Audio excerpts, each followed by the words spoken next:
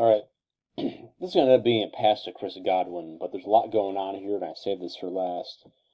The Bucks have trips to the field, a nub tight end to the boundary, and a back to the boundary. Pretty common set. You see a little bit more nowadays.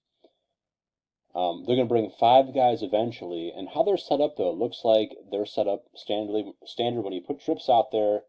You see the hole defender kind of apexing 2 and 3, and a high safety. What tips you off of this not being zone, though, or quarters, is this cornerback pressing real hard. So if I'm Brady, I'm like, okay, this is probably a man, they're disguising it. Okay, let's let things roll.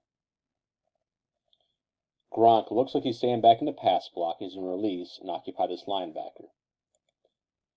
It is man because this backer carries number 3, which is kind of odd. We're still trying to figure out what the heck this is. And the high safety here and the backside safety will press very deep. Okay? So we'll figure out what this is eventually. As you can see, Godwin's busting forth and kind of takes his guy and is able to make the catch. It's a great ball by Brady. One of those just over the top of double coverage, right into the hands type of deal.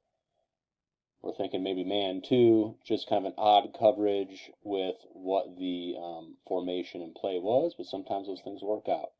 I think I figured it out, and if I didn't, let me know.